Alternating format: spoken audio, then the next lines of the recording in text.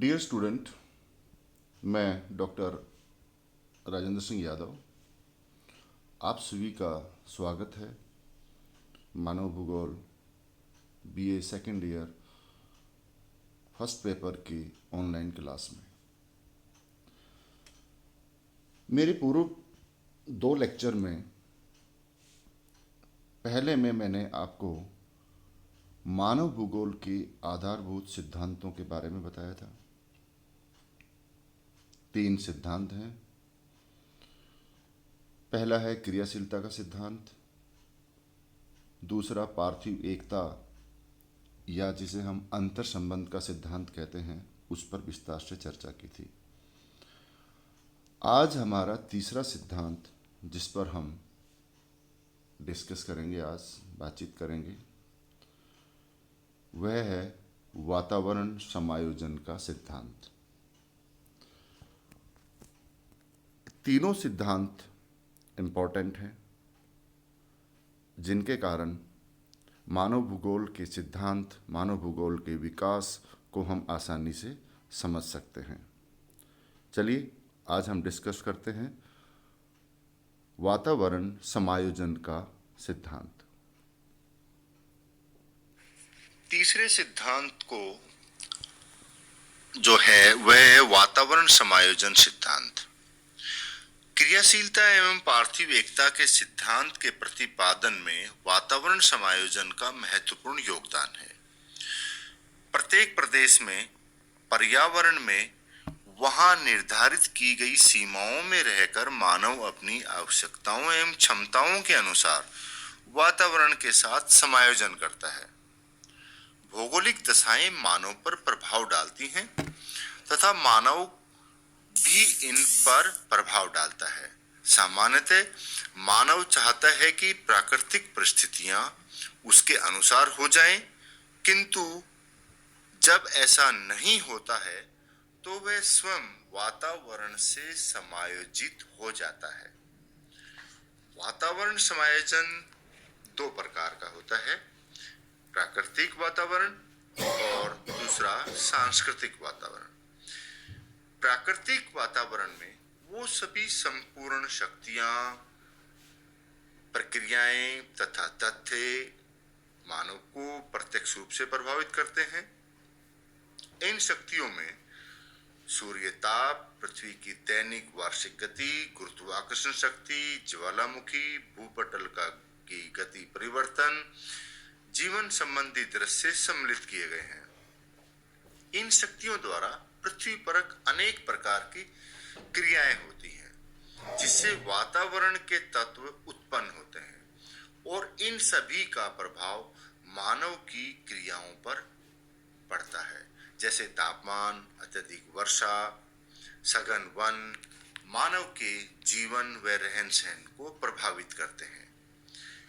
फलस्वरूप मानव वहां के समायोजन के अनुसार, वातावरण समायोजन के अनुसार ही वहां पर रहकर कार्य करता है। वर्षा वनों में यदि मानव टुंड्रा प्रदेश में रहने वाले व्यक्तियों की तरह वस्त्र धारण करके रहना चाहे तो वह नहीं रह सकता। अगर टुंड्रा प्रदेश में या रेगिस्तानी वनों में रहने वाला व्यक्ति या आदिवासी या निवास करने वाला जीव जंतु वहां के वातावरण के साथ ही समायोजन करके रह सकते हैं। अगर उनका स्थान परिवर्तन कर दिया जाता है तो वो अपना जीवन यापन नहीं कर सकते, क्योंकि वो उनका जीवन चक्र अतीत काल से उस पर्यावरण के अनुरूप ढला होता है। द्वितीय, सांस्कृतिक प्रतिक्रियाएं या सांस्कृतिक वातावरण। विभिन्न पृथ्वी के हिस्सों में रहने वाले लोगों की सांस्कृतिक रहन सहन, वातावरण, वेशभूषा, धर्म, खान पान और सामाजिक नियमों को प्रभावित करने में वातावरण का अहम योगदान है।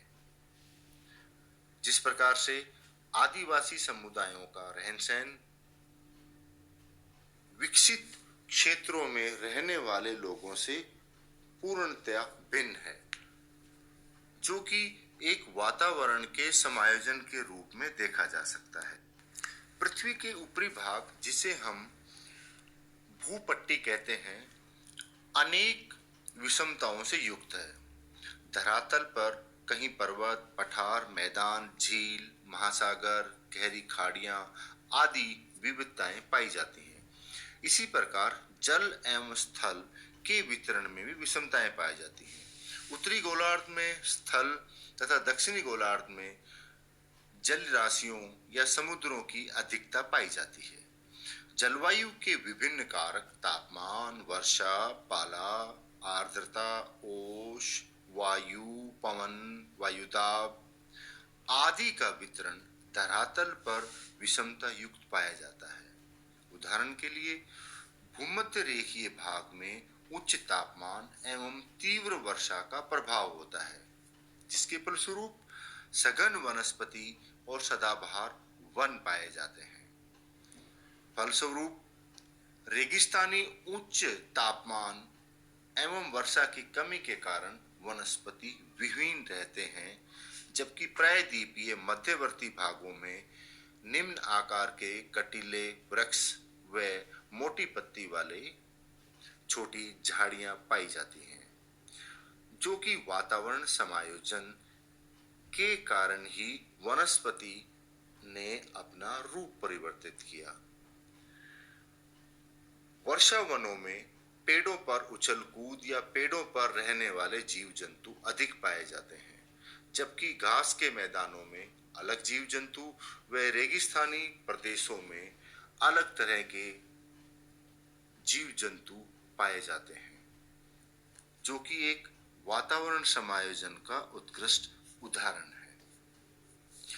वातावरण के साथ समायोजन करने के लिए मनुष्य को दो क्रियाओं का अनुसरण करना पड़ता है या किया जाता है।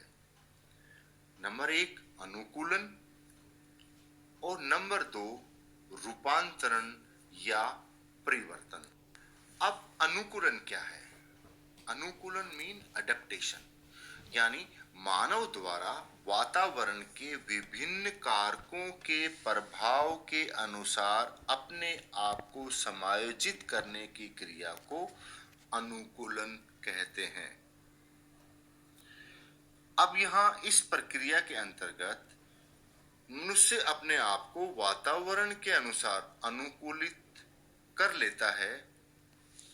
वह दो प्रकार से होता है, आंतरिक अनुकूलन और बाह्य अनुकूलन। वातावरण के साथ समायोजन करने की दूसरी प्रक्रिया को हम रूपांतरण या परिवर्तन कहते हैं। इसके अंतर्गत प्राकृतिक वातावरण के विभिन्न कारकों की कठोरता से बचने के लिए मनुष्य जो कृत्रिम उपाय अपनाता है, उसे रूपांतरण कहते हैं।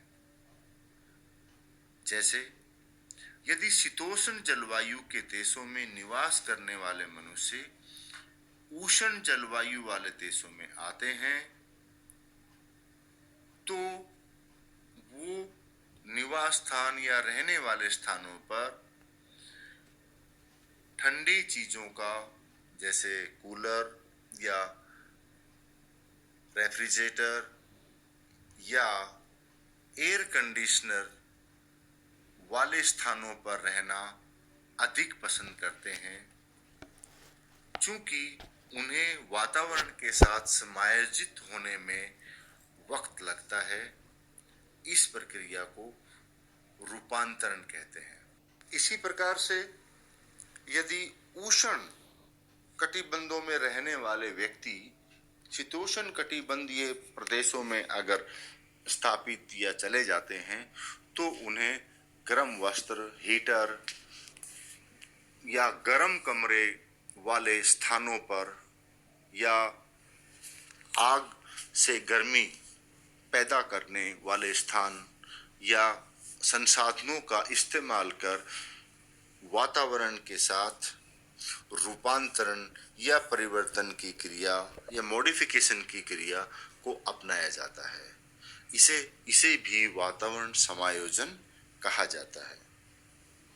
उम्मीद करता हूँ मेरे दूसरे लेक्चर में, जो दोनों सिद्धांतों के बारे में डिस्कशन किया गया है वो आपको काफी हद तक समझ में आए होंगे। सार्वभौमिक एकता का सिद्धांत और वातावरण समायोजन का सिद्धांत मैंने वातावरण के सिद्धांत के रूप में मानव भूगोल के आधारभूत सिद्धांतों को 2 भागों में पूरा किया है। दूसरा भाग जिसमें मैंने दोनों सिद्धांतों को आपको समझाया, उम्मीद करता हूं आपको। डियर स्टूडेंट, आज का जो मानव भूगोल के आधारभूत सिद्धांत के क्रम में मैंने आपको 3 लेक्चर दिए हैं। चूँकि दूसरा जो भाग था उसमें पूर्व में जो मैंने लेक्चर बनाया वो बहुत लंबा हो गया था, जो कि 25 मिनट से ऊपर था। उसको मैंने 2 भागों में डिवाइड करके आपको समझाया। दूसरे भाग में मैंने पार्थिव एकता को लिया था, जो आप पूर्व में सुन चुके हैं। और आज जो कि ये तीसरा सिद्धांत था, वातावरण समायोजन का सिद्धांत, इस पर आज हमने डिस्कस किया है। मैं उम्मीद करता हूँ आपको लेक्चर पसंद आएंगे। लेक्चर को पूरा सुनें, समझें, संबंधित जो टेक्स्ट बुक हैं उनका भी अध्ययन करें, एवं साथ ही वही बात, अपना और अपने परिवार का कोविड-19 से बचाव करें, पूरी गाइडलाइन की पालना करें, अनावश्यक बाहर न जाएं, जहाँ तक हो घर पे रह कर के ही अपना अध्ययन करें। धन्यवाद।